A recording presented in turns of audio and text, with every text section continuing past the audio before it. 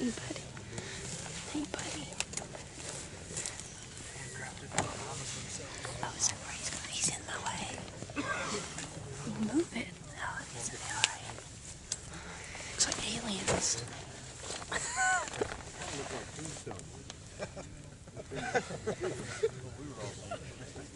That's a good look. Get a picture of that. Got that on It's videoing. No, how you zoom in. I don't want to mess it up. What? I'm sure you can zoom in, but I don't know how.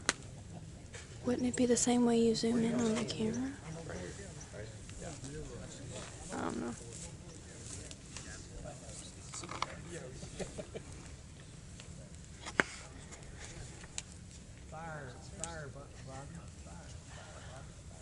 He has a toboggan on. I thought he had like something over his face.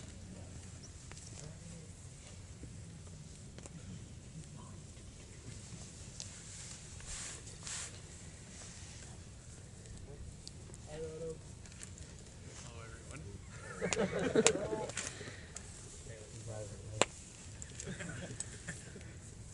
Welcome to the company of men.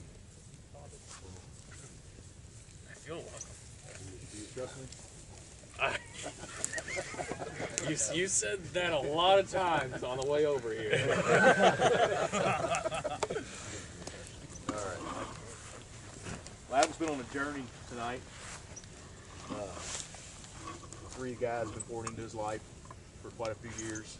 And he's been walking the path of the definition of what it means to be an authentic man. Starts off with rejecting passivity. Jesus gave us a good example of how to reject passivity as he humbled himself and he came to live and walk amongst us. Vince Lombardi said the difference between a successful person and others is not a lack of strength, not a lack of knowledge, but a lack of will. James walking through the path of rejecting passivity in this world and standing on what Jesus stood for. Taylor took him through accepting responsibility, which is the second part of the authentic manhood definition. There's three ways that Jesus accepted his responsibility. He accepted the will to obey God's will. God gave him something to do, and he done it. He gave him a work to do, and that was to come walk amongst us and tell us the good news. Give us the message to spread to the rest of the world. And he also gave him a woman to love, and that was the church. That was us. Abraham Lincoln said, "You cannot escape the responsibility of tomorrow by evading it today." And Brian finished up his walk to us with leading courageously. Jesus led by providing direction for others. He led by providing protection for others. And he led by providing life to others. And these are things, these are qualities that every man needs to strive to build upon. These are things that I've taught Adam over the years. He's had this definition since he was 13. He's got it on a plaque sitting on his bed. There's been a couple times he said, "Do I need to give it back?" No, it's not about that.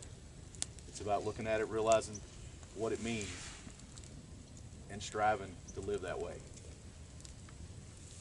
John Wayne, courage is being scared to death and saddling up anyway.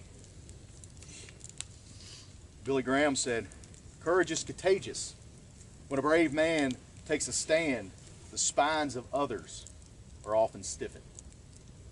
We hear stories of that all the time from the battlefield, where one man has the courage to go forward and strengthens everyone around him. I challenge Adam to be that man, when others aren't. Others around you are running backwards.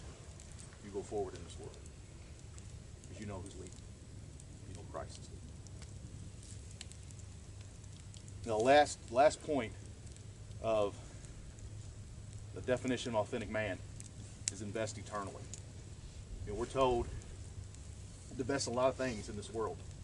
We're told, you know, to invest in stocks and bonds, and, you know, and invest your time in, you know, building a big house, you know, growing up that corporate ladder.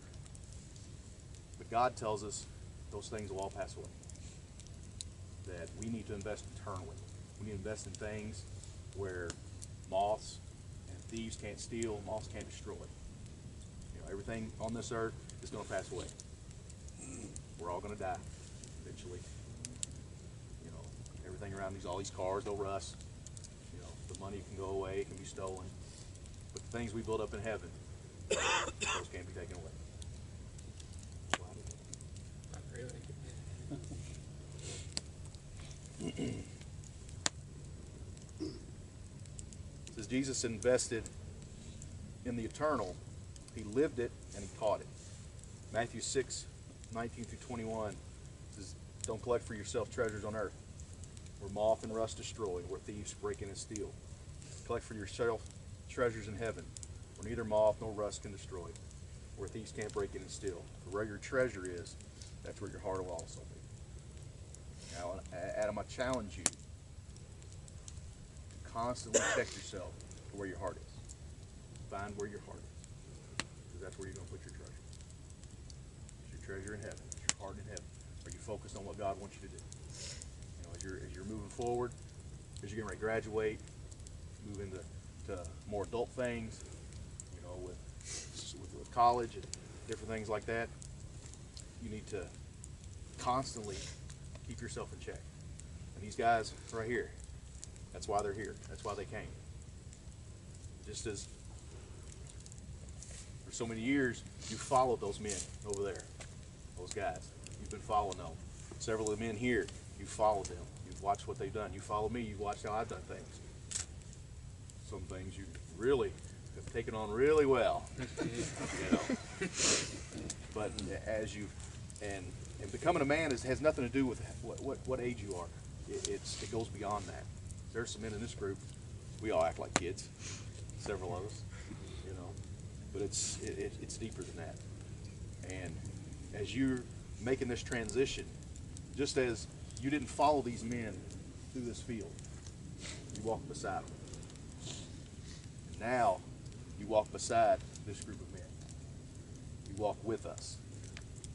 We challenge you, you challenge us. I hold you accountable, you hold me accountable. That's what it means. That's what it's all about. You're moving from a boy who's being led to a man who walks beside another man and says, let's do it. Let's go to it. Dwight L. Moody, 1800s evangelist. He's a pretty popular guy. He wrote some pretty good things. Where I was born and where and how I have lived is unimportant. It is what I have done with where I have been that should be of interest. Billy Graham said, we are not cisterns made for hoarding. We are channels made for sharing. And Jim Elliot was one of the 5 missionaries who died in Ecuador in what was Operation Aquila.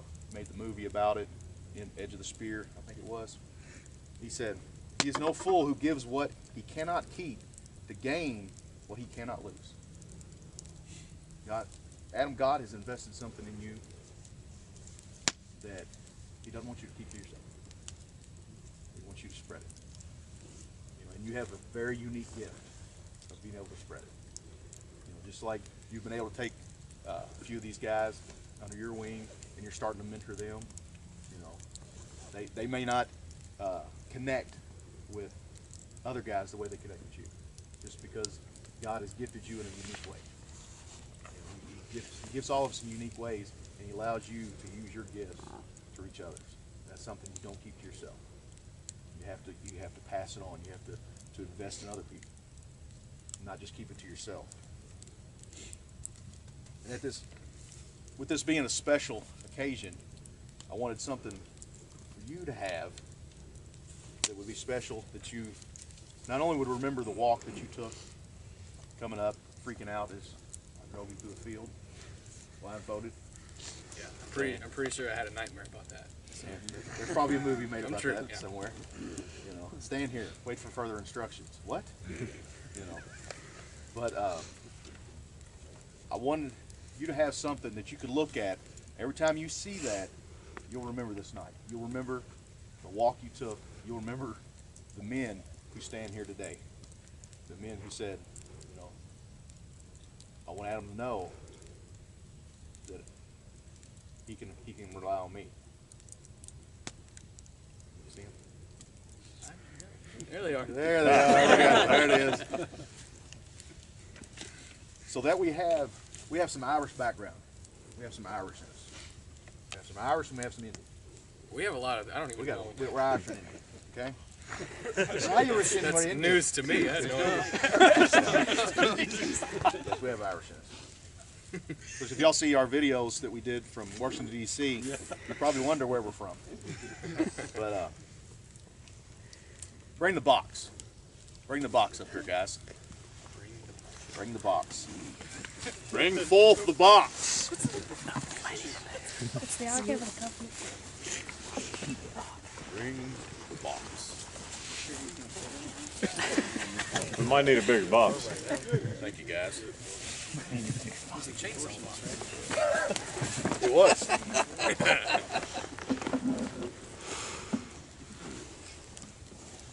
So I thought, what would be something that you not only would enjoy, but you would have pride with hanging it up or carrying it around?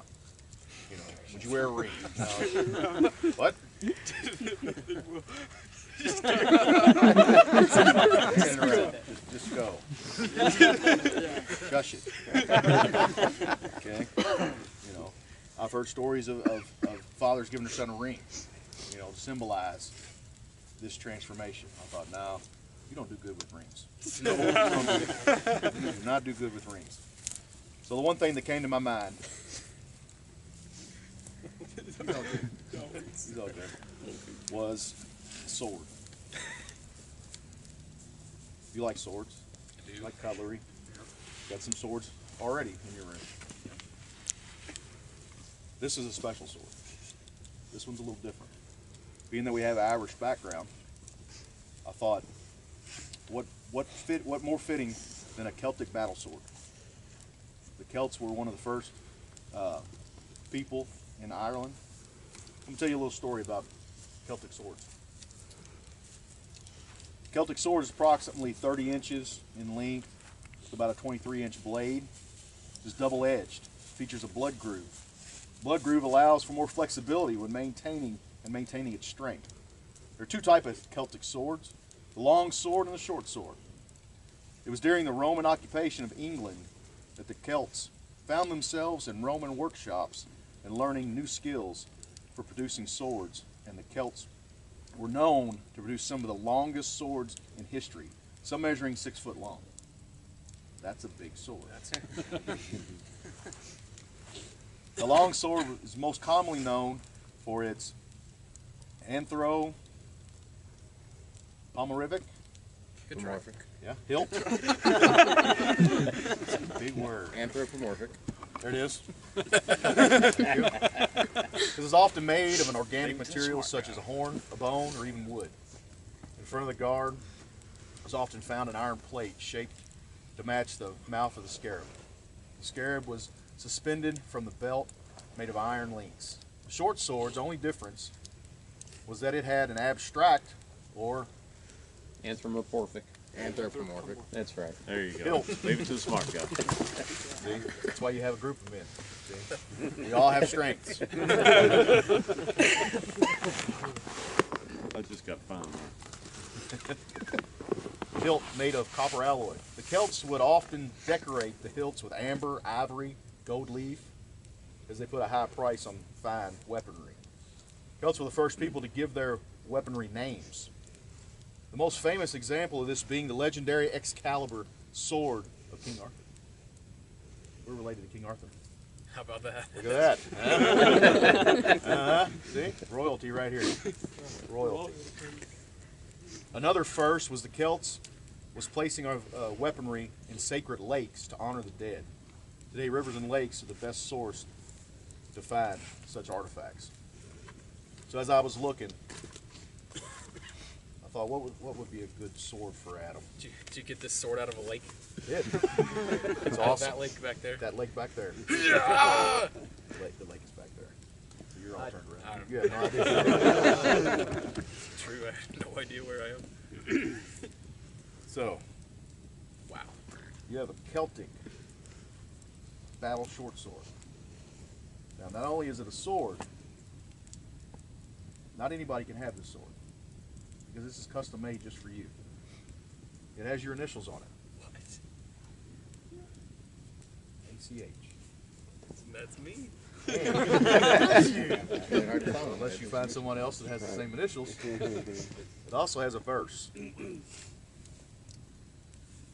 Verse of Psalms 144:1. Blessed be the Lord, my rock, who trains my hands for war, my fingers for battle. So now every time that you look at this sword, no matter where you put it, you not only remember the journey that you took tonight, the men and ladies who are here to witness this, but you'll also remember that you were made for battle. You were made to reach a dying world and win a dying world. So every time you look at this, you remember that. Can't have the shit. All right. Have it in that. So now what I want to do, sit closer to the fire, 'cause it's really cold over here. Someone's got my beanie. We could throw more wood on that too. Don't be shy, guys. It's not my thing. I was gonna say, don't toss it. You're not really. Guys, I want to everybody gather around Adam.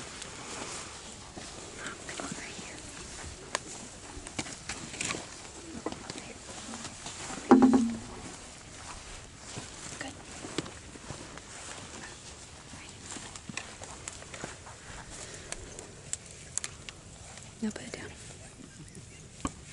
Short prayer right there.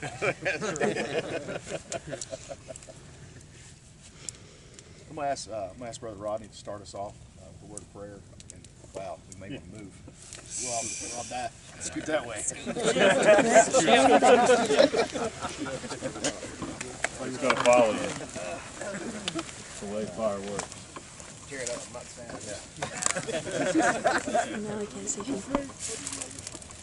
I'm gonna ask Pastor Rodney to start us off. Feel led just to say a word of encouragement to Adam, for whatever from your heart. Go right ahead, and I'll close this out. Father, we thank you so much for the occasion that we gather tonight. And, what an honor it is to stand with Adam and Father, everything that his life represents, the way he's lived faithfully in service for you. We thank you for his family, his parents who have invested in him, who have guided his path. Father, who now launch him out into his own life and set his own path. God, I pray your blessing would be upon him, your strength. He would be courageous, as Joshua spoke of, that he won't turn to the left or to the right, but he'll stay focused, Father, upon you, faithfully living for you and honoring you with his life. So tonight, God, we gather around him as his friends, fellow brothers in Christ, to let him know that he is not alone on this journey, but together, as brothers, we stand to help each other, to strengthen each other. Father, we thank you for him in Jesus' name. Lord, we thank you, Lord, for this journey that Adam's been on, Father. We thank you, Lord, for godly parents, Lord, and godly examples that you placed in his life, Father. Raised him up, Father, and the man that he's become, Lord. Thank you for the life that he is, Father, to show him, Lord. We ask you, please continue to be with him through his life, Father.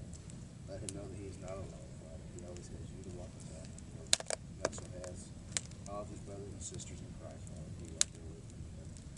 Just ask you to please continue to touch him, bless him, Father. Just use him in mighty ways. Father, I just want to lift Adam up as he goes into his adult years, Lord, as he remembers this evening as he looks at the gift of the sword that he received, that he'll continue to put on the full armor of God that you've given us. And when he looks at that sword, he'll also think about the sword of truth, your word, Lord, that he has it stored in his heart. And that you'll give him a boldness to proclaim your Son and forgiveness through him to all those around him, that you will increase his sphere of influence and use him in a mighty way.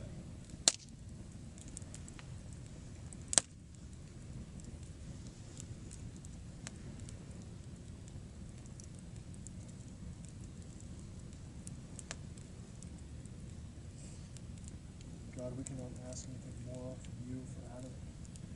That he would continue to grow in knowledge, power in your spirit, God, that he would continue to trust in you, that your word would be his treasure, that he would fix his eyes on the mountain which his help comes. I pray, God, that you would continue to give him strength, that as he spends the gospel, God, that you would give him wisdom, that he wouldn't try to embellish it with any other traits or characteristics of other people, but that he would trust the gifts that you have given him, that they will be sufficient to bring you glory.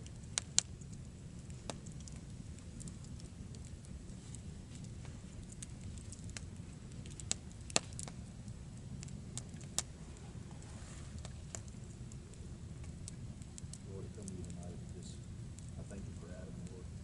Thank you for the young man growing into, Lord, I thank you for the path that you set him on. Lord, just so thankful for the time that you allowed Angela and I to mold him. Lord, let him know that we're not done molding yet, that we'll still be there no matter how old he gets. As Madison understands, that we're still there, still looking to help him, guide him in any way that we can. Just ask that you continue to have your hand upon his life. Lord, that you just continue to reveal things to him, directions to him, open opportunities for him to serve you in areas that he hasn't even thought of yet. Lord, I just look forward to how you're going to use him for your kingdom. Lord, I thank you for this group of men that come out tonight to stand with him and to say that you got your back. When you're stumbling, you've got other men that you can turn to. Lord, I'm thankful for James and Taylor and Brian who walked along the path tonight to this group of men. Lord, I just I lift him up to you. Lord, I ask that you just continue to hold him in your hand, Lord. Just when he acts up, you shake him. You drag him back into your fold, Lord. But let him know that even if he screws up, Lord, there's guys here that